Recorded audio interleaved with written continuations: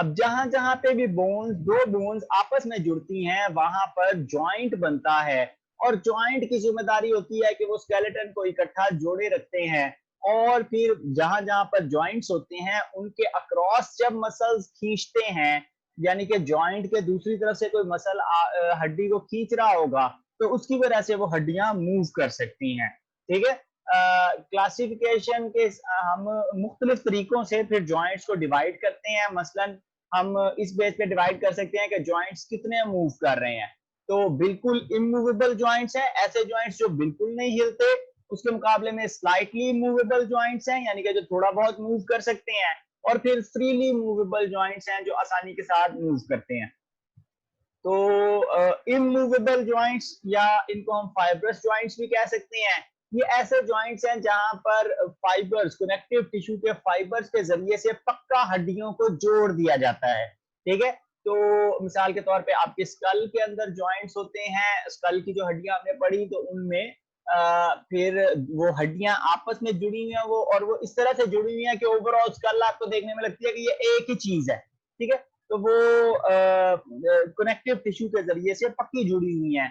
और जिस तरह आपका स्कल का, या जिस तरह आपके दांत जुड़े हुए होते हैं आपकी स्कल में, जबड़े के अंदर जिस तरह जुड़े होते हैं, तो वो इमूवेबल जॉइंट्स या फाइब्रस जॉइंट्स के जरिए से जुड़े हुए, यानी कि फाइबर्स है कोलेजन के, जिनके अंदर फिर कैल्शियम फॉस्फेट डिपॉजिट हुआ हुआ है और वो हार्ड होते हैं।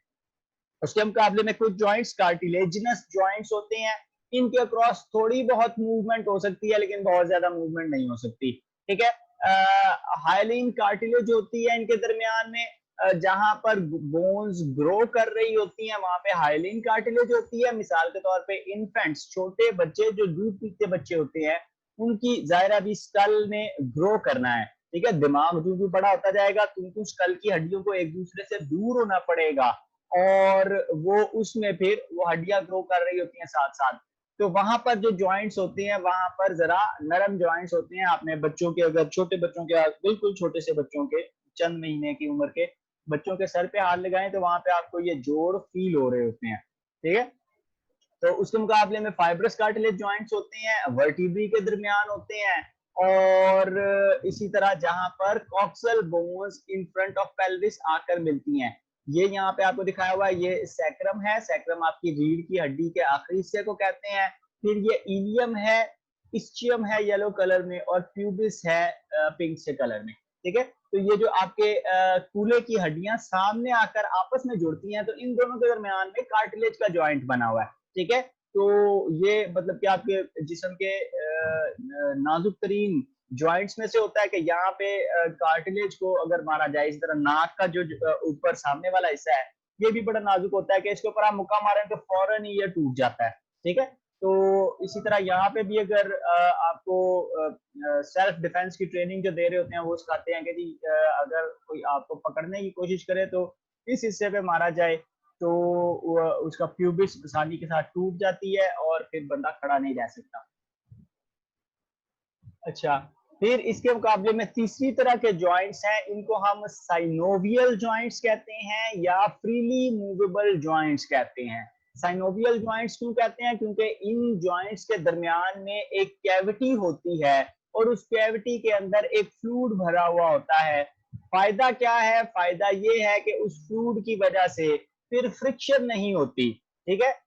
रगड़ नहीं पैदा होती और फिर यहाँ पर फ्रीली मूवमेंट हो सकती है। ठीक है।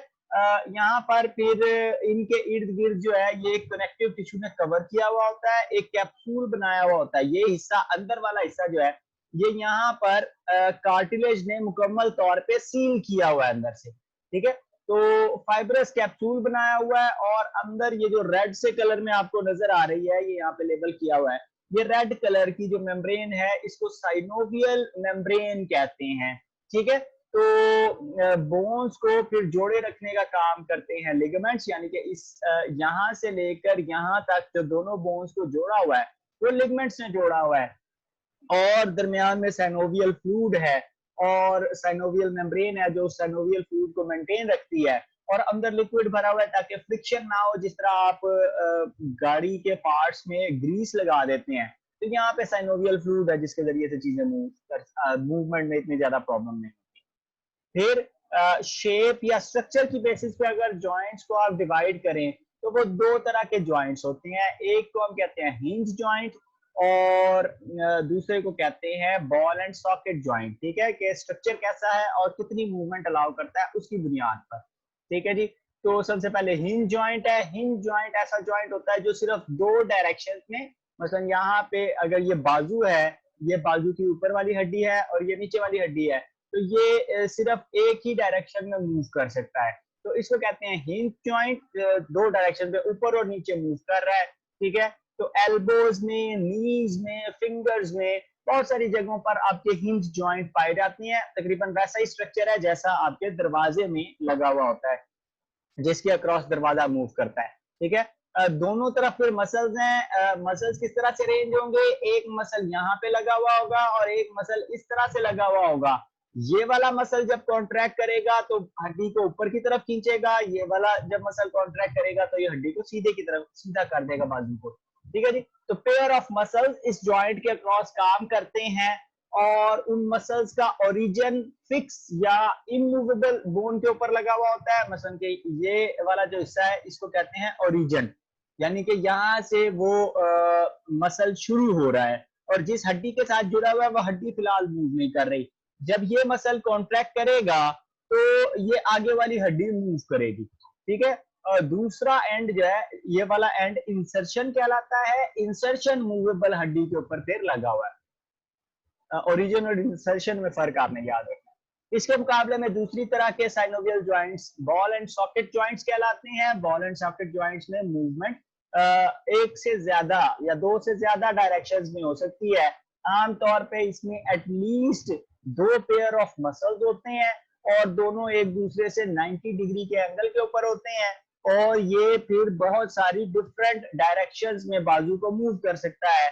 मसलन आपके कंधे का जॉइंट है, अब यहाँ पर देखें तो ये एक कप की तरह का स्ट्रक्चर बना हुआ है और उसमें ये बॉल सी लगी हुई है। ठीक है, ये हड्डी बॉल की फॉर्म में, और अब आप देखें कि वो कितने सारे डिफरेंट डायरेक्शंस में मूव कर सकती है, घूम भी सकती है और मुख्तलिफ डायरेक्शंस में मूव कर सकती है। तो ये हिप और शोल्डर में जो जॉइंट लगे हुए हैं ये बॉल एंड सॉकेट जॉइंट कहलाते हैं। ठीक है, रिलेटिवली ज्यादा फ्लेक्सिबल है।